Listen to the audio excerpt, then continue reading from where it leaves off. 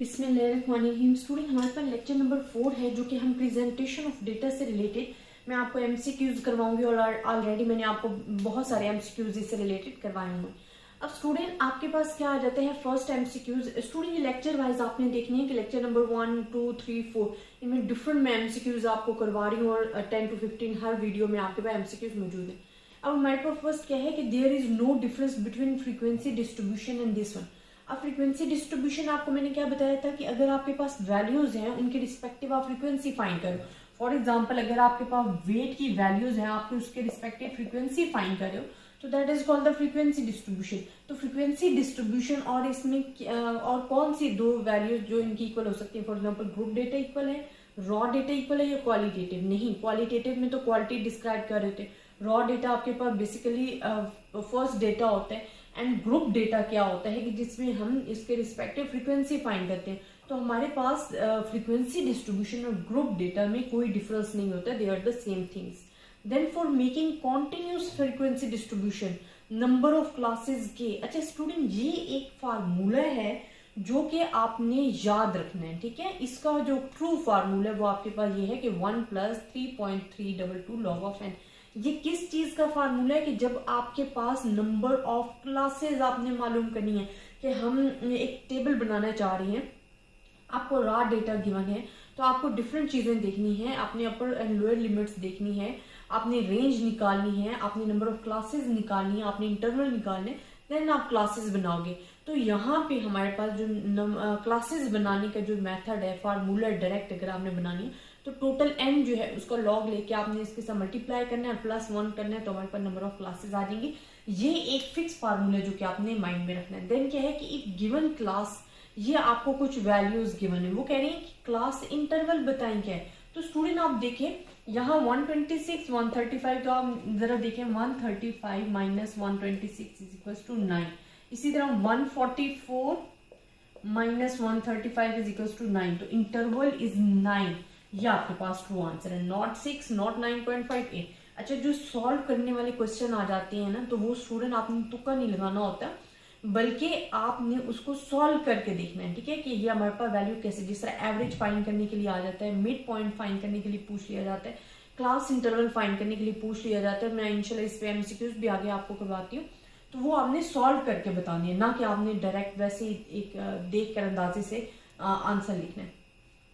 When data are represented by geographical region, अगर आप data को रिप्रेजेंट कर रहे हो, क्लासिफाइड कर रहे हो by the way of the geographical region, तो क्या वो टेम्पोरल क्लासिफिकेशन कहलाएगा, जियोग्राफिकल या क्वालिटेटिव? तो जो जियोग्राफिकल कहलाएगा, टेम्पोरल या टाइम सीरीज जिसमें टाइम अक्रंस इन्वॉल्व हो रहा होता है, वो टेम्पोरल क्लासिफिकेशन होता है। क्वालिटेटिव जिसमें क्वालिटी डिस्क्राइब हो रही होती है।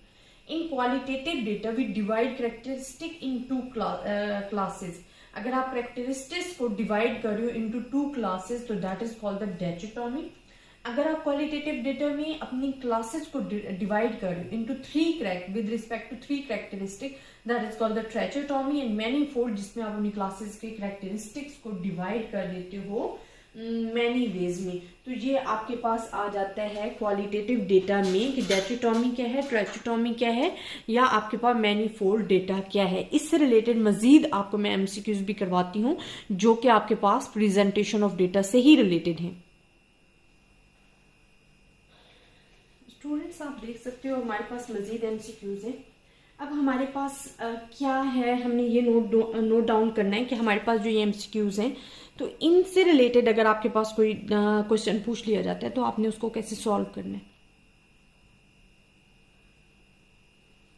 अब 6 हमारे पास एमसीक्यूज क्या है कि when tabulation corresponding to one way classification, तो वो हमारे पास क्या होगा। स्टूडेंट, अगर टैबुलेशन आपने पढ़ा है कि आप डेटा को जब रोज एंड कॉलम्स की सूरत में डिवाइड करते हो, तो that is called the table की सूरत में, तो वो आपके पास टैबुलेशन होता है। तो टैबुलेशन में अगर वन वे क्लासिफिकेशन की जा रही है, जो क्लासिफिकेशन की जा रही है ओनली वन वे है, तो वो आपके पास सिंपल टैबुलेशन होता है। अगर वो 2 वे क्लासिफिकेशन होगी तो वो डबल क्लासिफिकेशन होगी, और मैनी फोल्ड होगी तो वो आपके पास कम्प्लेक्स होगी।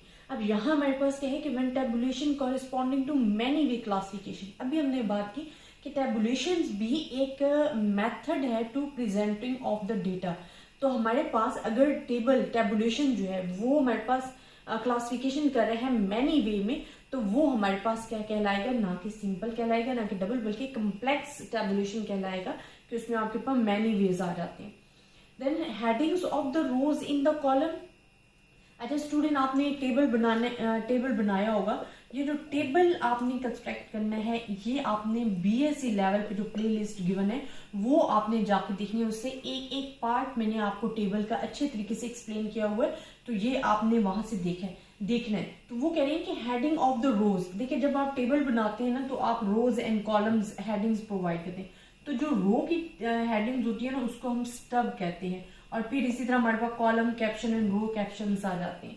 तो हमारे पास क्या होता है कि जो heading of rose in the table होता है वो आपके पास स्टब कहलाता है। Box head and source notes आपको गिवन होते हैं टेबल में, बट जो हेडिंग ऑफ द रोज होती है वो आपको स्टब के नाम से जानी जाती है। प्रीफेटरी नोट्स अपीयर बीनीथ द। अच्छा प्रीफेटरी नोट्स कहाँ होते हैं? जब आप टेबल पढ़ोगे ना, तो यहाँ आपके पास आ जाता है प्रीफेटरी नोट्स। ये प्रीफेटरी नोट्स आ जाते हैं। ये किस मकसद के लिए यूज हो रहा होता है, ये हम क्यों कर रहे होते हैं, मेन इसमें क्या लिखना होता है, ये तमाम चीजें आपको जो बीएससी की मेरे पास टेबल वैल्यू है, और वो आपके पास कहाँ होगी, जो सेकंड चैप्टर है प्रेजेंटिंग ऑफ डेटा, वहां पे आपके पास ये वीडियो अवेलेबल है। मैं आई थिंक लेक्चर 3 या 4 है। प्रीफेटरी नोट्स क्या कहाँ पे लाई करता है, अपीयर कर रहा होता है, इससे अपर होता है टाइटल, तो ये बीनीथ द टाइटल लाई कर रहा होता है। तो हम कहते हैं जो प्रीफेटरी नोट्स हैं वो अपीयर होता है बीनीथ द टाइटल। स्टब ना कि सोर्स नोट, बल्कि वो टाइटल। और जो सोर्स नोट होता है, जो आपकी बॉडी गिवन होती है, टेबल की जो बॉडी गिवन होती है, टेबल की बॉडी के नीचे जो है वो सोर्स नोट गिवन होता है। और स्टब आपने पढ़ा है कि जो हमारे पास हेडिंग ऑफ द रोज होती है, that is called the stub. Open and classing having not. Open and class क्या होती है? अक्सर आपसे वैसे भी पूछ लिया जाते हैं, इंटरव्यू में जाते हैं तो कहते हैं जी आप बताएं कि ओपन एंड क्लासेस क्या होती है। तो स्टूडेंट आपको पता होना चाहिए कि ओपन एंड क्लासेस क्या होती हैं, कि जिसकी अपर एंड लोअर लिमिट्स गिवन नहीं होती। वो हमारे पास कि ना आपको लोअर लिमिट का पता हो, ना आपको अपर लिमिट का पता हो, तो वो आपके पास कहलाती है ओपन एंड क्लास। तो ये हमारे पास प्रेजेंटेशन ऑफ डेटा से रिलेटेड कुछ एमसीक्यूज थे जो स्टूडेंट हमने आज डिस्कस किए हैं। इंशाल्लाह मजीद मैं आपको प्रेजेंटिंग ऑफ डेटा से रिलेटेड एमसीक्यूज बना के दूंगी, बिकॉज ये बहुत लेंथी चैप्टर है और बहुत इंपॉर्टेंट चैप्टर्स भी है। इस वजह से इसमें से आपके पास एमसीक्यूज का जो मटेरियल है वो आपको ज्यादा से ज्यादा मिल जाएगा। मेरी कोशिश है कि मैं प्रेजेंटिंग ऑफ डेटा के जितने भी टॉपिक्स पढ़ा चुकी हूँ उन सब से रिलेटेड जो है आपको एमसीक्यूज करवाऊं, और इंशाल्लाह नेक्स्ट वीडियोज में मजीद हम अपने टॉपिक्स को डिस्कस करेंगे। ज्यादा से ज्यादा स्टूडेंट्स के साथ शेयर कीजिएगा। अगर आपको फिर भी इन टॉपिक्स में किसी भी किस्म की प्रॉब्लम है, आप मुझसे डिस्कस कर सकते हैं। अल्लाह हाफिज, अपनी दुआओं में याद रखिएगा।